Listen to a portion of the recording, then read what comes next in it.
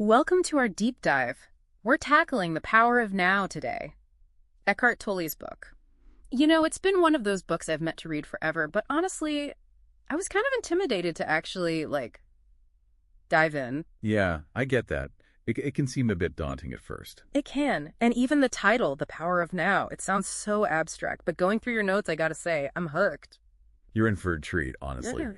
What I love about Tolle is how he takes these profound spiritual ideas and makes them feel, relevant to our lives. Yeah, totally. I think that's what's drawn so many people to it. It's not just fluffy philosophy, you know what I mean? Exactly. It's got this practical edge, and that's what we're going to focus on in our deep dive today, right? We're going to unearth those, practical nuggets, the stuff that can actually help us navigate the chaos of being human. Yeah, let's take Tolle's ideas out of the clouds and bring them down to earth. See how they work in the real world. And I think there's no better place to start than with this concept of the mind trap. Okay, so the mind trap.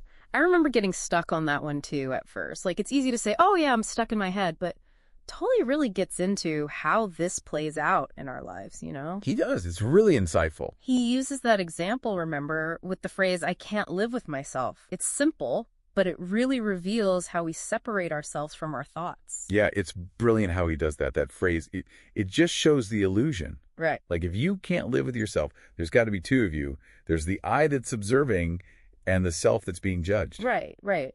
So we end up mistaking those thoughts, that constant chatter, for who we actually are. Exactly. And that's the trap, right? Yeah, that's the trap. We get lost in the worries, the planning, the regrets, all those mental stories, and we end up missing out on, actually experiencing this moment. How many times have you caught yourself replaying a conversation in your head? Or stressing about something that hasn't even happened? Oh, all the time. It's like a default setting for the human mind, isn't it? To get caught up in that mental chatter.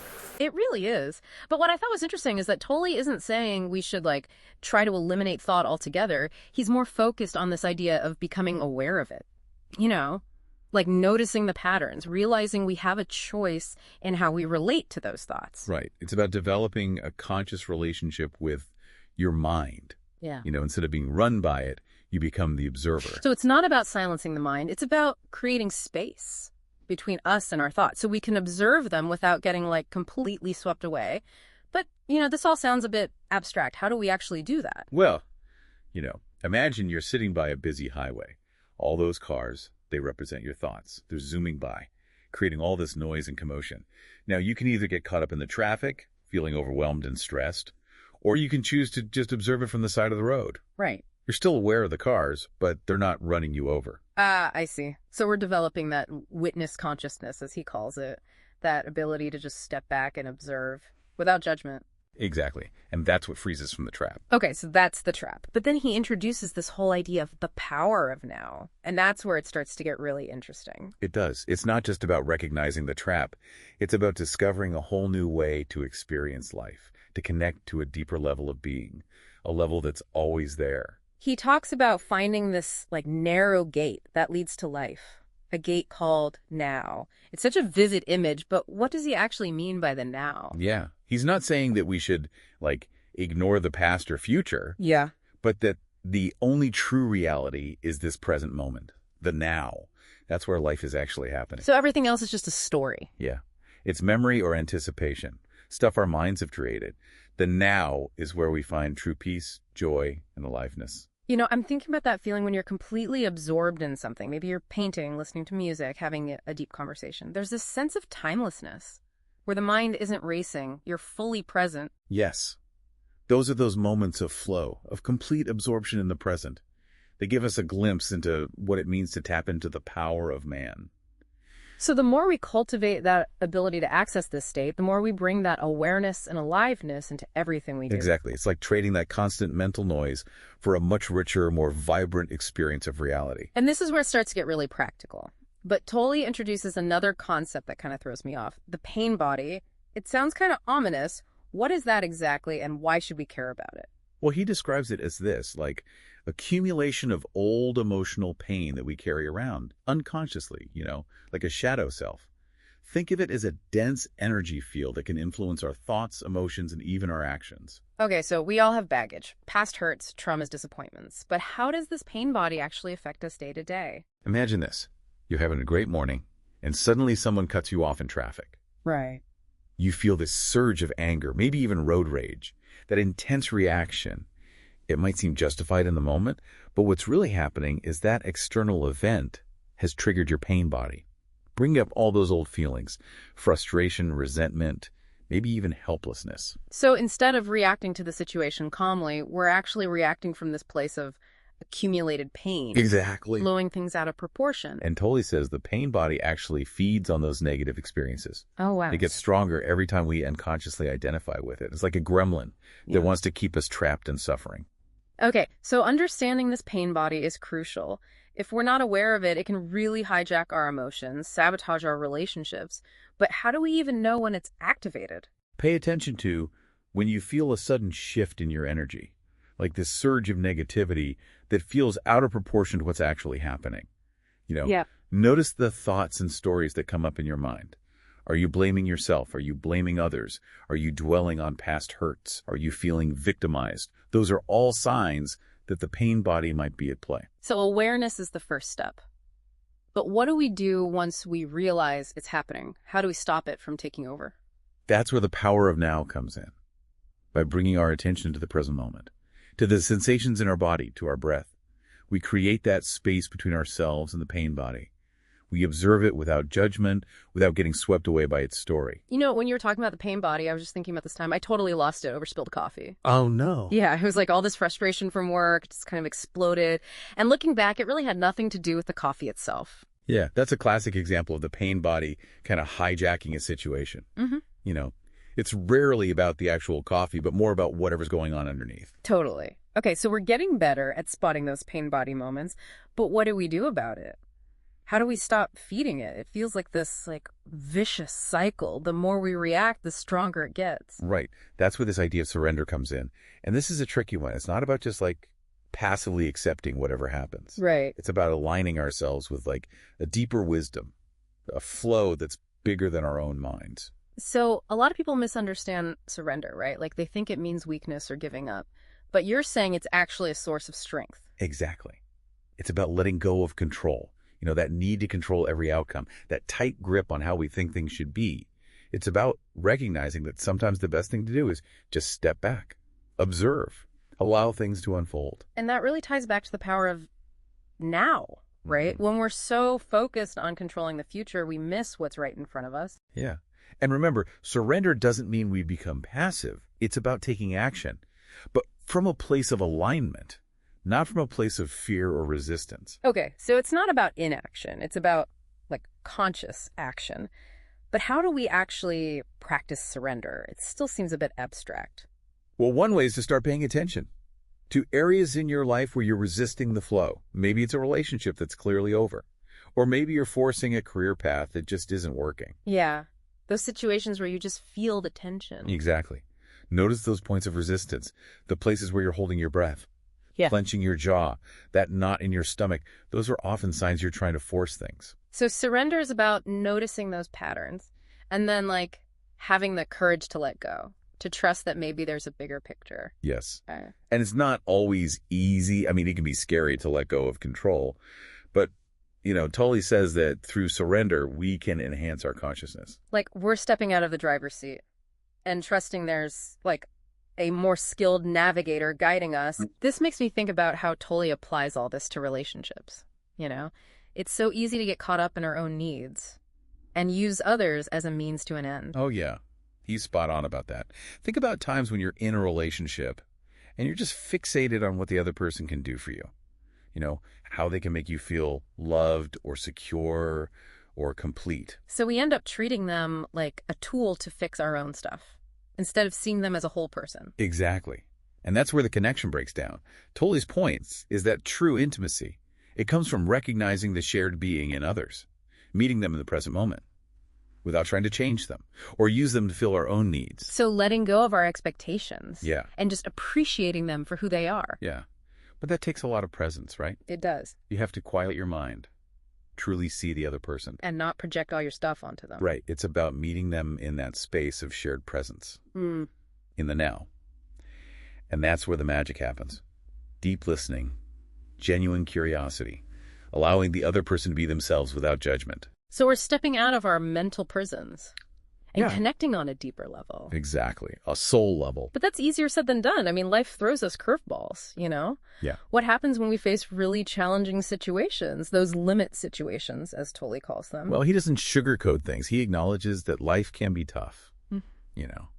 And those limit situations, those moments of crisis, extreme challenge, they can really shake us up, shatter those illusions of control. I can relate to that. A few years back, I went through this period. It was job loss, health scare, family crisis.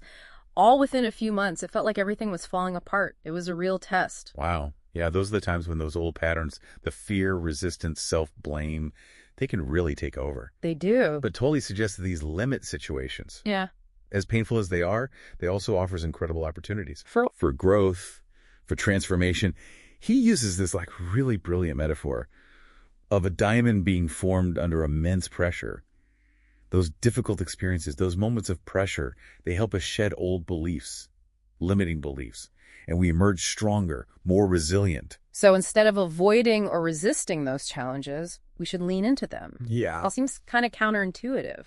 It is. He says those limit situations, they can produce miracles. It's when we surrender, let go of that need to control. That's when we discover a strength and resilience that we never knew we had. It's like that saying, what doesn't kill you makes you stronger. Exactly. But Tolle's taking it a step further. He's saying we can actually use those experiences to connect with a deeper part of ourselves. Yes. He talks about how when there's no way out, there's a way through. It's a message of hope. Yeah. You know, even when we feel lost and alone, that power of now, it's always there waiting to guide us back to wholeness. That makes a lot of sense. But how do we cultivate that trust, especially in the middle of chaos? It takes practice. Hmm.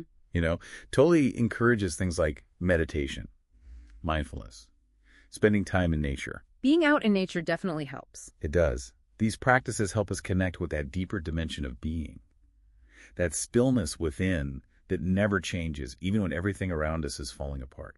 It's like anchoring ourselves in that inner space, that source of peace that can get us through anything. Yeah, and from that grounded space, we can act in a world with more clarity, more wisdom, more compassion. We can respond to those challenges with more presence and effectiveness. Okay, so we've talked about surrender, facing those limit situations, but what about taking action in the world? How does that fit into this whole power of now thing? So we've talked about surrender, about facing those limit situations, but what about taking action in the world? How does that fit into this whole power of now thing? That's a great question. You know, Tolle doesn't advocate for just withdrawing from the world and becoming a hermit.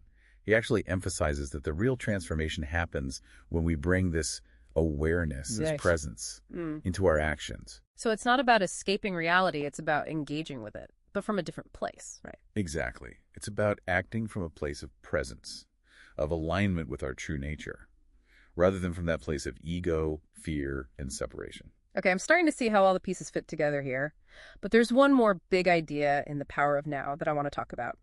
Tolle's vision of a new consciousness. It sounds kind of like utopian, but it's also really relevant to, you know, all the challenges we're facing in the world today. Yeah, it's a bold vision, and one that's often misunderstood. Tolle isn't talking about some future utopia, like magically appearing.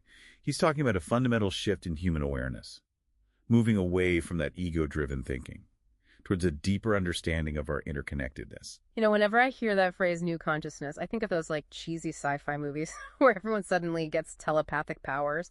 But Tolle's vision is more grounded than that, right? Oh, definitely. It's not about supernatural abilities. It's about a shift in perception, recognizing that we're not these isolated individuals, competing for resources, but that we're part of, like a larger, interconnected web of life. He talks about how the 20th century, it saw this unprecedented level of violence, right? Over 100 million people killed by other humans. And he sees that as a symptom of what he calls egoic consciousness, that state of separation and fear that drives conflict and destruction. Yeah, it's a powerful reminder of what happens when we live in a state of disconnection. When we see ourselves as separate from others, it's easier to justify harming them, exploiting them, dehumanizing them. And Tolle's argument is that this egoic consciousness, it's not our true nature. It's just a conditioned way of thinking, a pattern of behavior that we can unlearn. Exactly.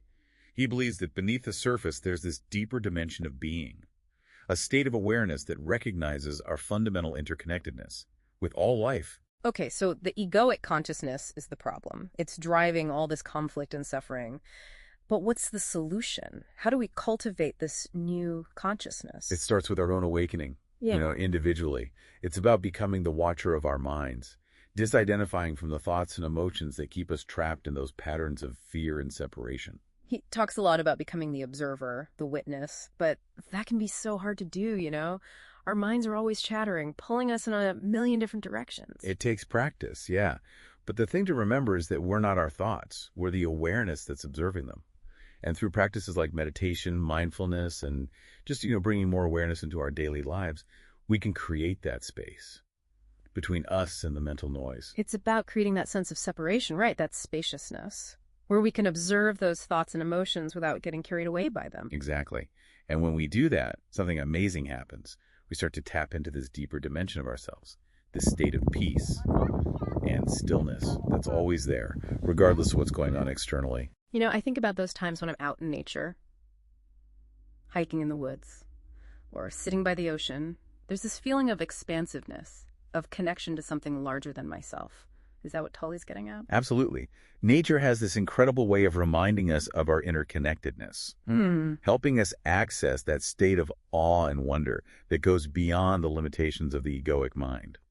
So cultivating this new consciousness, it's not about just sitting on a meditation cushion or going off to a monastery. It's about bringing that awareness into everything we do. Yes, exactly. It's about being more present in our relationships, more mindful in our work, more connected to nature.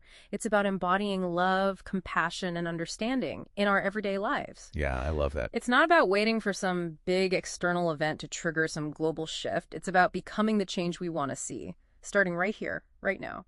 And Tolle believes that as more and more people awaken to this new consciousness, it'll create this ripple effect, transforming our reality, our collective reality. He doesn't really lay out a blueprint for what that new world will look like, though, does he? No, he doesn't.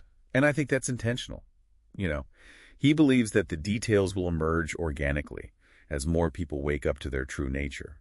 He focuses more on those underlying principles, the shift in consciousness. He does talk about a future where work is aligned with our passions, where we live in harmony with nature, and where relationships are based on connection. It's a pretty inspiring vision. It is, and it might sound idealistic. But think about it. What if each of us committed to bringing more presence, more awareness, more compassion into our lives? What kind of impact could we have? It's like a domino effect. One person's shift in consciousness inspires another, and so on. Exactly. And we may not see this new consciousness fully realized in our lifetimes, but we can definitely play a part in creating it by doing our own inner work, by choosing love over fear, connection over separation, and presence over distraction. This has been such a fascinating deep dive into the power of now. We've covered so much. The mind trap, the pain body, the importance of surrender, the power of those limit situations, and Tolle's vision for a new consciousness. It's amazing how many practical tools and insights we've uncovered, things we can actually use in our lives right now. It is, and it's a journey we can all take. No matter our background, our beliefs, it's about discovering that power of the present moment, the joy of being, and the potential for transformation that we all carry within us. So if you're feeling inspired, I encourage you to pick up The Power of Now, explore those chapters that spoke to you, and start putting these principles into practice in your own life. See what happens. Remember Tolle's message. Realize deeply that the present moment is all you ever have. Make the now the primary focus of your life. Thank you for joining us on this deep dive. Until next time, keep exploring the power of now.